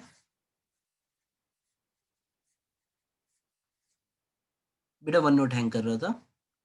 अगर मुझे V1 V2 दिया है और R1 R2 R3 ऐसे दिया है, ये तीनों सीरीज में है, तो मेरे लिए ये तो जो करंट फ्लो है वो सिंपली ऐसा हो जाएगा कि जो करंट यहाँ से निकलेगा that will be V1 minus V2 upon total resistance, series में सब ऐड कर देते हैं। तो ये मेरे लिए इतना कूलम पर सेकंड आंसर आ जाता। लेकिन अगर यही चीज मैं रॉड्स की भाषा में बोलूं या कंडक्शन की भाषा में बोलूं, ये हाई है, एक रॉड, फिर दूसरी रॉड, वो तुमको बोलेगा थोड़ी ना कि तुमको इमेजिन करना है कि ये 3 रेजिस्टेंस हैं। ये लो, अब ये K1 मटेरियल, ये K2 मटेरियल, ये K3 मटेरियल, ये L1 लेंथ, ये L2 लेंथ, ये L3 लेंथ, एरिया सेम ले रहे हैं। अब अगर एक बच्चा समझदार होगा तो वो आरटीएच को ऐसे लिखेगा, सर आरटीएच का फॉर्मूला था आपका L बाई के ए, तो यानी L1 by K1A plus L2 by K2A plus L3 by K3A। यहाँ तक बेटा समझ आ रहा है? जी सर। तो आप मुझे बताओ, इक्विवेलेंट रेजिस्टेंस निकल गया आपका। अब आपका dq बाई dt यानी टोटल हीट फ्लो पर सेकेंड जो आएगा, तीनों में सेम ही होगा। dq बाई dt कितना आ जाएगा? th माइनस TL अपॉन, अब देखो कुछ बच्चों को ये जब एग्जाम में करते हैं तो बड़ा लंबा करते हैं, जबकि उनको सीरीज दिख ही नहीं रही होती है, तो वो एक एक करके निकालते हैं, यहाँ से हीट जाए फिर यहाँ से जाए, ऐसे ऐसे कंफ्यूज होके। लेकिन आपको पता है कि भाई ये सब थर्मल रेजिस्टेंस की तरह ट्रीट करने हैं। R1 सीरीज में R2 R3 के, मतलब ये R1 बना, ये R2 बना और ये R3 बना, और तीनों सीरीज में, सिंपली ऐड कर दो। और जब सिंपल एडिशन करोगे बेटा तो आपको दिख जाएगा कि अगर मैं 1 बाई एरिया कॉमन लेके ऊपर भेज दूं, मैं नीचे आर टी एच लिखता बेटा, आर इक्वलेंट, तो मुझे नीचे L1 by K1 plus L2 by K2 plus L3 by K3। बेटा आपको ये समझ आया कि क्या हुआ है? जी सर। अब बेटा प्रॉब्लम क्या है कि मैंने तेज से तेज बच्चे को अगर एनालॉजी ना पढ़ाओ तो इसको याद करते देखा, इस एक्सप्रेशन को, कि सर 3 रॉड आएगी तो हम याद कर लेंगे, ऐसे लिखना है, 2 रॉड आएगी तो भी हम याद कर लेंगे। तो बेटा हमारा दिमाग बहुत बेसिक में समझता है, अगर आप उसको बेसिक फीड करोगे वो बेसिक वाइज कितना भी टफ कर सकता है। क्या बेटा आपको ये थोड़ा बहुत समझ आ गया? अब बेटा मैं चैट्स के आंसर देता हूँ थोड़े से।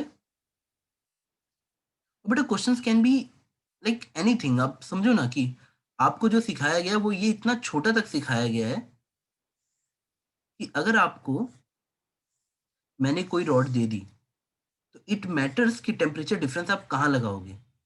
सपोज मैंने ये लेंथ x ली है,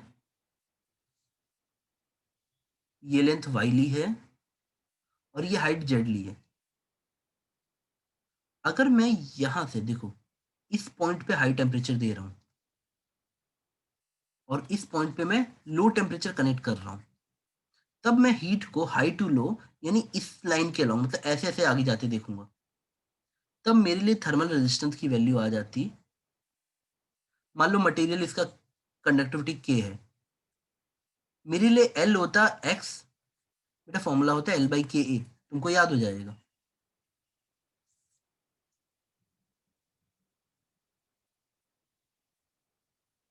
तो अगर मेरे लिए लेंथ की वैल्यू होती इन the direction of heat flow तो x लिखता और k तो k रहता, और एरिया की वैल्यू क्या आती? परपेंडिकुलर यानी y इंटू जेड। क्या आपको दिखा? बेटा इसी जगह एक बच्चा आके बोलेगा सर अगर मैंने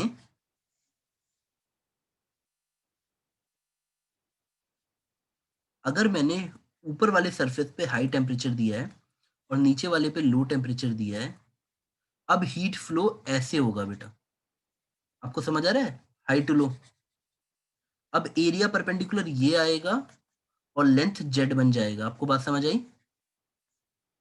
अब आरटीएच कितना आएगा? एक ही मटेरियल का रेजिस्टेंस अलग अलग आएगा। आप देखो, आपने ऊपर हाई दिया है, नीचे लो दिया है, तो this is the direction of heat यानी जेड। बात समझ आई? अब आपके लिए मटेरियल तो के ही रहता, एरिया कौन सी आ जाती बेटा बताओ? क्या एरिया y इंटू एक्स दिखती है आपको ऊपर वाली सरफेस की? क्या बेटा आपको बात समझ आई?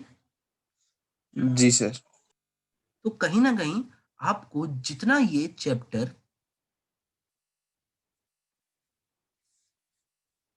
करंट इलेक्ट्रिसिटी से कनेक्ट करोगे, आप कितना भी कॉम्प्लिकेटेड क्वेश्चन आए, मैं आपको अभी 15 क्वेश्चन ऐसे दे सकता हूँ जिसमें अगर आप हीट से सोचोगे तो आपको कुछ समझ नहीं आएगा, और आप प्रीवियस ईयर क्वेश्चन उठा के देखना हीट ट्रांसफर के, आपको सारे के सारे इसी कॉन्सेप्ट में है जैसे मैंने सिखाया है। ठीक है बेटा, आपको बात समझ आई? अब बेटा मैं ऐसे क्वेश्चन और क्रिएट कर सकता हूँ, ये इजी एग्जांपल था, बट एग्जांपल था कि तुम रेजिस्टेंस पॉइंट ऑफ व्यू से सोचोगे तो तुम्हें क्लिक करेगा तुरंत कि हाँ सर, अगर हम पोटेंशियल डिफरेंस ऊपर सरफेस पे और नीचे सरफेस पे लगाते तो करंट तो ऐसे ही जाता ना सर, और अगर यहाँ लगाते बैटरी ऐसे करके तो सर करंट तो ऐसे ही जाता ना sir, high potential to low potential. तब तुम्हें समझ आ जाता कि हमें लेंथ कौन सी लेनी है।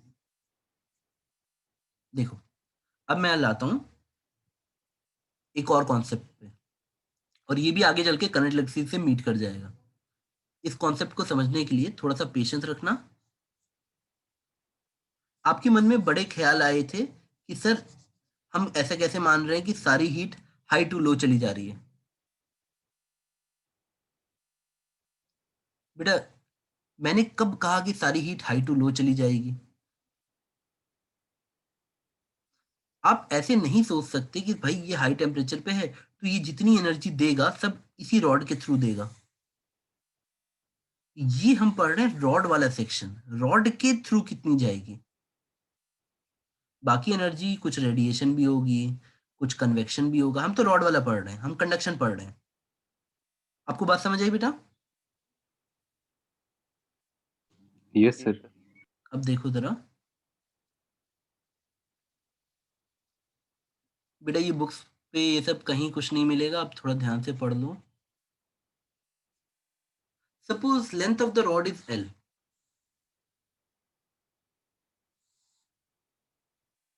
suppose the length of the rod is L and the higher temperature is TH and the lower temperature is TL. Now what I am saying कि जैसे ही तुम T इक्वल टू 0 पे कनेक्ट करते हो रॉड को दोनों टेम्परेचर के बीच में, तो पहले तुम बताओ रॉड गर्म होगा कि तुरंत हीट ट्रांसफर करेगा? करंट इलेक्ट्रिसिटी में तुरंत करंट जाता है, आपने स्विच दबाया करंट फ्लो कर गया। बेटा आप अगर किसी हाई टेम्परेचर में किसी रॉड को डालते हो एक एंड और दूसरा एंड लो एंड पे, सपोज ये आपके हाथ पे है, क्या आपको तुरंत गर्मी फील होती है? No sir. No, sir. पहले रॉड गर्म होगा ना, पहले रॉड अपने आप को इतनी हीट खाएगा कि बोलेगा अब मेरे पास एनर्जी लेने की जगह नहीं है। एक पॉइंट के बाद वो इतनी हीट खा चुका होगा कि बोलेगा अब हीट आएगा उतना हीट जाएगा, उससे पहले रॉड गर्म होगा। क्या आपको ये लाइन क्लिक की? स्टार्टिंग में पहले रॉड बोलेगा मैं पहले तो गर्म हो लूं, जब रॉड गर्म हो जाएगा तब वो बोलेगा भाई incoming heat equal to outgoing heat.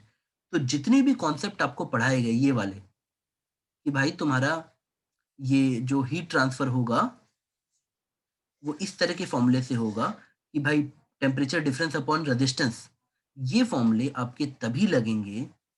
बेटा देखो rate of heat transfer will be temperature difference by resistance will only work when thermal saturation is there. Thermal saturation का मतलब यही कि रॉड पूरी तरह से हीट ले चुकी है।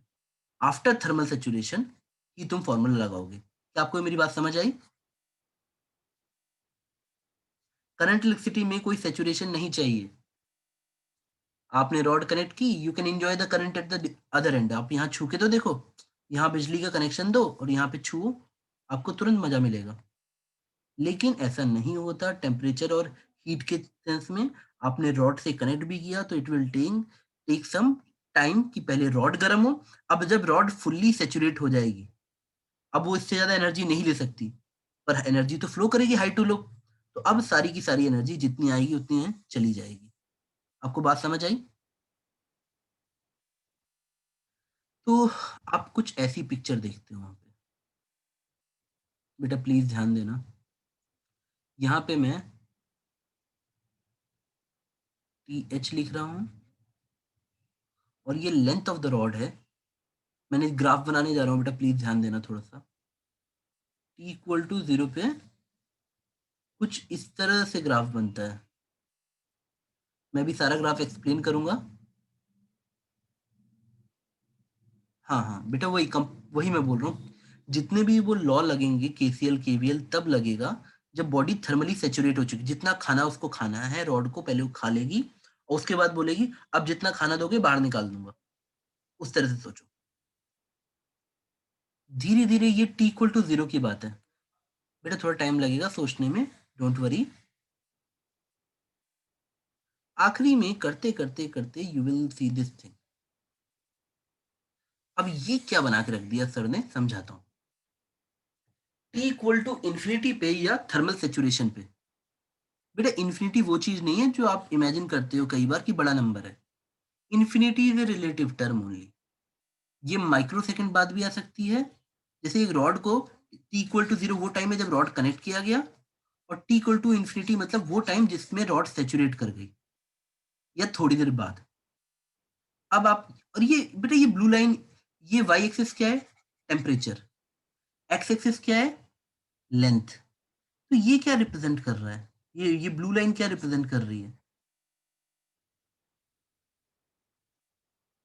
बेटा? एक्स वाई कोऑर्डिनेट समझते हो? क्या किसी को ये भाषा समझ आ रही है? मान लो मैं एग्जांपल देता हूँ, ये मैं 500 केल्विन ले लिया, मैंने टीएच को 500 केल्विन ले लिया और टीएल को मैंने 300 केल्विन ले लिया। तो तुमको समझ आ रहा है कि मिडिल पॉइंट पे क्या होगा? बताओ जरा, कॉमन सेंस से। रॉड के मिडिल पॉइंट पे क्या होगा?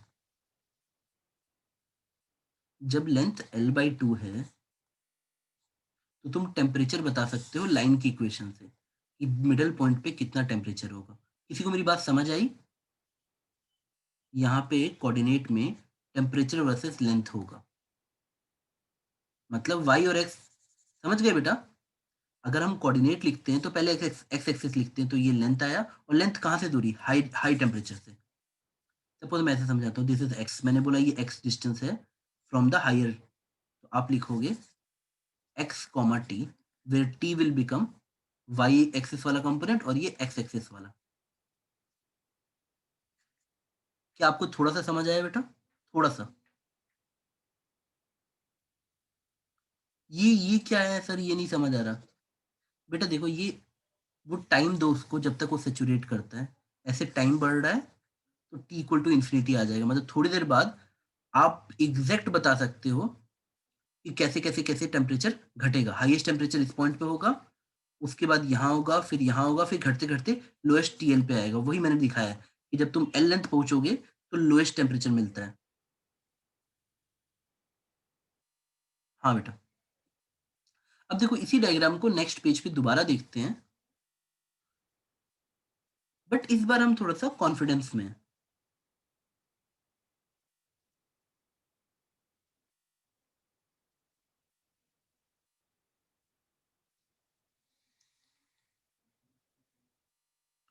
हमको ये हाई मिला, ये लो मिला, और ये रॉड थी। बेटा किसी बच्चे के मन में बड़ी इच्छा थी कि सर ये एक्स दूरी पे कितना टेम्परेचर होगा, सर हमें डायरेक्टली बताओ, ये बार बार केसीएल केवीएल नहीं लगता हमसे, मुझे यहाँ पे बताइए सर केसीएल। मैं इसको केसीएल केवीएल से भी सॉल्व करा सकता हूँ, बट नहीं, मैं चाहता हूँ कि अगर मैं तुमसे पूछूं कि टोटल लेंथ एल है, तो तुम मुझे डायरेक्टली आंसर बता दो एक्स दूरी पे टेम्परेचर क्या होगा, बाई कॉमन सेंस। देखो बेटा, कॉमन सेंस कैसे? तुम बोलोगे सर, अगर मैं, बच्चे कैसे लगाते हैं कि एक्स दूरी पे कितना है, वो बिल्कुल अजीब तरीके से लगाते हैं कि मुझे मजा नहीं आता, वो ऐसे लगाते हैं कि सर जितना हीट फ्लो कर रहा होगा वो दोनों जगह बराबर होगा। वो ऐसे लगा देते हैं कि सर लेट अस से यहाँ पे टेम्परेचर टी एक्स है, तो वो ऐसे लगा देते हैं T H minus T X, T H minus T X by this resistance R one equal to T X minus T L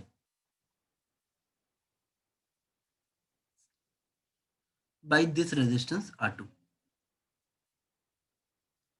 अब तुम्हें पता है कि अगर मटेरियल सेम है तो आर वन को मैं लिखूंगा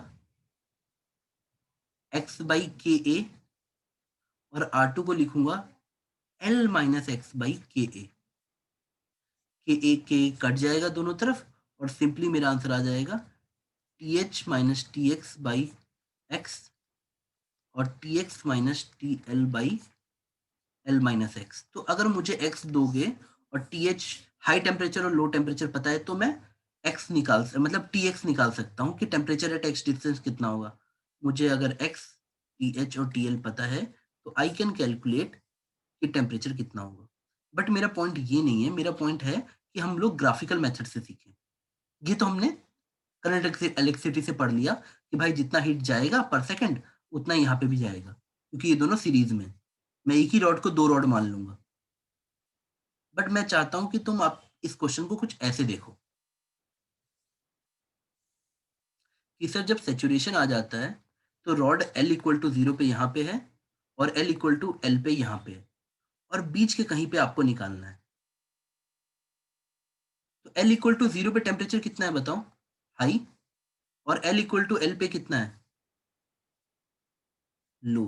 क्या ये बात समझ आ रही है बेटा? यहाँ पे टेम्परेचर इतना है, लो, और L इक्वल टू 0 पे कितना है, हाई है। तो ग्राफ तभी तो ऐसे बनेगा। ये समझ आया? तो तुम बताओ इसकी इक्वेशन कैसे लिखोगे? ये किस टाइप का दिख रहा है तुम्हें? सी क्या मिला बताओ? सी कैसे मिलता है बेटा बताओ?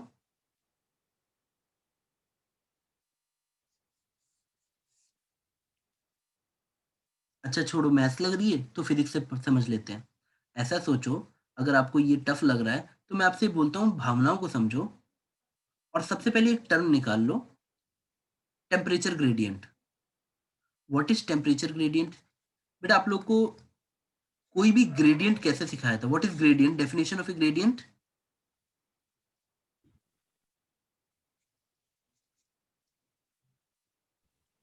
बेटा कभी भी कोई भी चीज निकालनी है, अगर ग्रेडियंट बोली है तो differentiation with respect to length होता है। तो अगर आपसे मैं रॉड का टेम्परेचर ग्रेडियंट पूछूं तो मैं सिर्फ ये जानना चाह रहा हूं, change in temperature per unit length.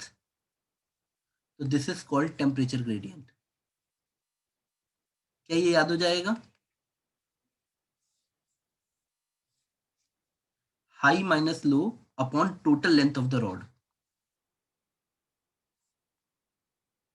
ये समझ आ गया? ये क्वेश्चन में ऐसे लिखा रहता है, temperature gradient is given like this, इतना केल्विन पर सेंटीमीटर या पर मीटर। अब जैसे ही तुम इसको निकालते हो, सपोज मैं एक एग्जांपल लेके करता हूँ, लाइव एग्जांपल लेके, 500 केल्विन, लो टेम्परेचर जो है हमारा है वो 300 केल्विन, और ये जो लेंथ ऑफ द रॉड है, लेट अस टेक 1 मीटर। मैं बिल्कुल सिंपल चाहता हूँ, यानी 100 सेंटीमीटर। तो you tell me what is temperature gradient. 500 kelvin minus 300 kelvin, बेटा कितना आ गया बताओ? 200 केल्विन अपॉन लेंथ कितनी है, 100 सेंटीमीटर। क्या तुम लोगों को एक बात समझ आई कि सर ने कुछ 2 केल्विन, कुछ भी 2 केल्विन पर सेंटीमीटर कुछ लिखा है? क्या ये लाइन क्लिक कर रही है तुम्हें?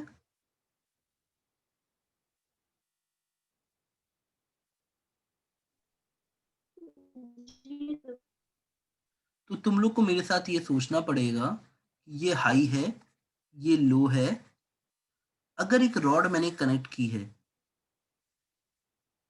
यहाँ पे एंड पे 500 केल्विन है और यहाँ के एंड पे 300 केल्विन है, तो हर एक सेंटीमीटर पे 2 केल्विन का लॉस होगा।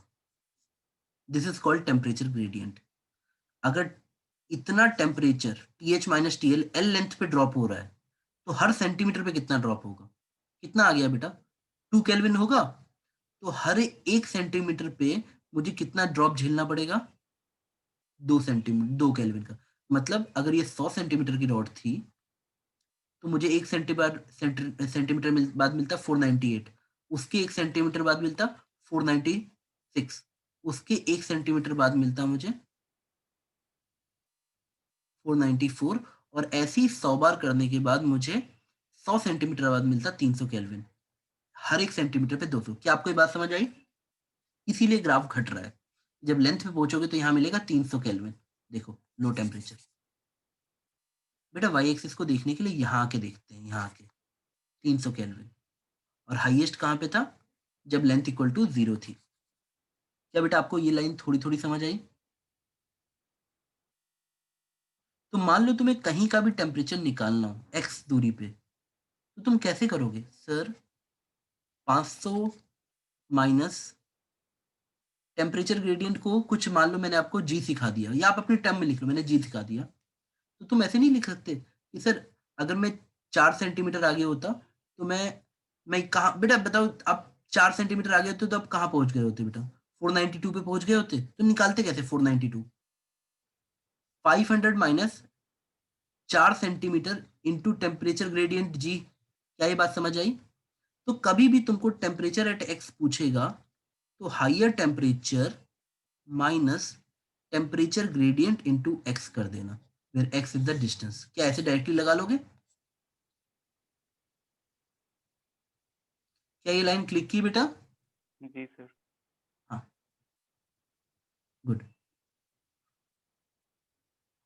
और अगर मेरे को लो टेम्परेचर से निकालना हो तब कैसे कर लोगे? तब आप कुछ मत करना, temperature at X equal to low temperature 300 kelvin, उसमें ऐड करोगे क्या? L minus X into G. भावना को समझ गए बेटा कि हर 1 सेंटीमीटर पे इतना टेम्परेचर घटेगा या बढ़ेगा। जब यहाँ से सोचोगे रॉड से तो बढ़ रहा है यहाँ तक पहुंचने के लिए, यहाँ तक पहुंच के आपको इतना मिलेगा 500 केल्विन। क्या ये चीज समझ आ गई? जी सर। यस ये सर। ठीक है बेटा। बेटा तो आप इसमें से खुद बताओ मुझे, आपको स्लोप क्या मिला? What was the slope? Sir temperature gradient. Temperature gradient is your slope. ठीक है बेटा? जी सर। ठीक है बेटा। अब मैं आपको इतना समझा पा रहा हूँ कि जो कंडक्शन होता है वो हमेशा तुमको करंट इलेक्ट्रिसिटी के परव्यू में सोचना होता है। यानी क्लास 12th में जब तुम पढ़ोगे करंट इलेक्ट्रिसिटी दोबारा 600-700 क्वेश्चन लगा के, तो तुम बगल में थर्मल रेजिस्टेंस का रिवीजन करोगे, तो तुमको 11th का टॉपिक दोबारा नहीं पढ़ना पड़ेगा। तो मेरी बात समझ गए? तुम अगर समझदार हो तो जब जब मैं तुम्हें इलेक्ट्रोस्टैटिक्स पढ़ाऊंगा तब तब तुम ग्रेविटेशन हल्का सा देखोगे, क्योंकि पूरी थ्योरी सेम जाएगी। बस ये सब पार्ट उसमें नहीं आता, करंट इलेक्ट्रिसिटी में ये पार्ट डायरेक्टली ये वाला नहीं दिखाते हैं। करंट इलेक्ट्रिसिटी में यही बात पोटेंशियल ग्रेडियंट बन के आता है, लेकिन उसमें डायरेक्टली स्टार्ट हो जाता है ऐसे। ये वाले स्टेजेस नहीं आते कि पहले पहले ऐसे होगा। ये स्टेजेस तुम्हें सिर्फ थर्मल में मिलेंगे। ठीक है? कि t इक्वल टू 0 पे ये वाला कर्व मिला और t इक्वल टू इन्फिनिटी पे तुम्हें ये कर्व मिला, और धीरे धीरे हम यहाँ आ जाते हैं ये कर्व पे, अगर ये रॉड की लेंथ l है तो। बेटा मैं एक क्वेश्चन देके छोड़ू तुम्हें? Yes sir. जी सर। प्लीज इस क्वेश्चन को सॉल्व करना, आपको शायद मजा आए। अगर 3D में विजुअलाइजेशन ना हो तो मुझे बताना।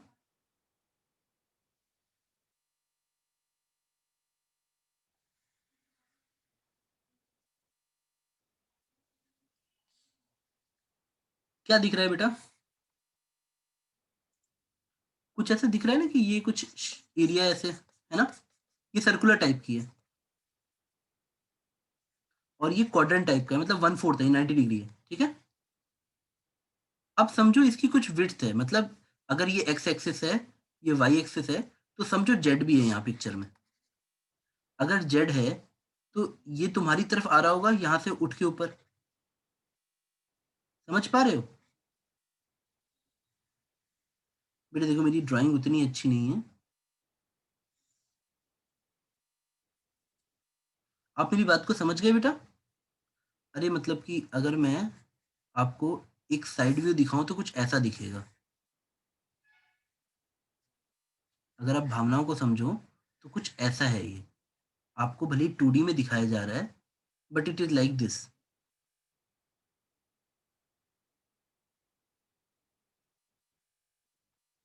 आपको समझ आया बेटा? और ये एंगल 90 डिग्री दिया हुआ है।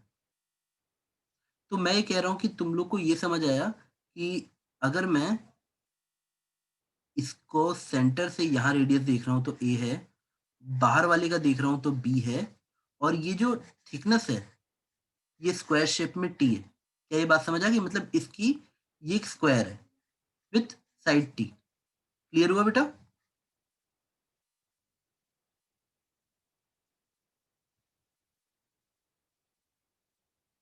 ठीक है बेटा, तो आप टी निकाल सकते हो, जी टी निकल सकता है। मैं आप पे छोड़ता हूँ, चलो छोड़ो। पॉइंट क्या है कि तुमको एक ऐसी शेप दी गई है, तुमको तुम्हारे टीचर ने कुछ ऐसी शेप दे दी, और बेटा मैं तो डायग्राम बना के हेल्प कर रहा हूँ, वो लोग डायरेक्टली ऐसे तुम्हारे ऊपर दे देंगे कि भाई यहाँ पे इसका एक सर्कल होता ऐसे ऐसे करके, ये रेडियस इसका ए और इसका बी दिया है। अगर आप लोगों ने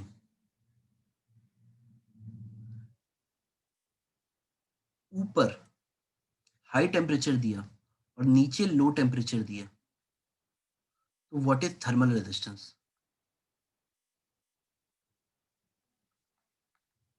अगर आप लोगों ने इस एंड पे दिया, जो इजी वाला क्वेश्चन है, यहाँ पे हाई एंड दिया और यहाँ पे टेम्परेचर पे लो दिया, तो what is thermal resistance of this material? अगर आप लोगों ने इनर सरफेस पे हाई दिया और आउटर सरफेस पे लो दिया, तब हीट ऐसे ऐसे जाएगी बेटा, हर केस में डायग्राम थोड़ा अलग अलग बनेगा। तब व्हाट इज थर्मल रेजिस्टेंस? मतलब अलग अलग फेसेस पे मैं अगर टेम्परेचर डिफरेंस दूं, तो मुझे इस शेप का थर्मल रेजिस्टेंस निकालना है, और इस शेप को आपको सिंपल तरीके से ही सोचना है कि किसी रॉड को बेंट कर दिया गया है। क्या बेटा आप सोच पा रहे हो वैसा?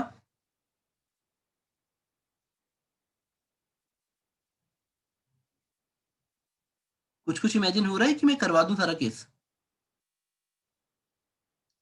नहीं सर, हम करेंगे। बेटा आप लोग प्लीज करना, ठीक है? और जब आप लोग करंट इलेक्ट्रिसिटी पढ़ोगे तो यू विल सी ज्यादा डिफरेंस नहीं है, सिर्फ सैचुरेशन पॉइंट पे हमें डिफरेंस लेना होता है, ठीक है? और वो इलेक्ट्रिक फील्ड से सेटअप होता है और ये ऑटोमेटिकली चलता है हायर टू लोअर टेम्परेचर के बीच में। ठीक है बेटा, मैं क्लास को क्लोज करता हूँ, और आप लोग प्लीज अच्छे से नोट्स बनाना है इसके, ताकि आपको चैप्टर पढ़ना ना पड़े दोबारा।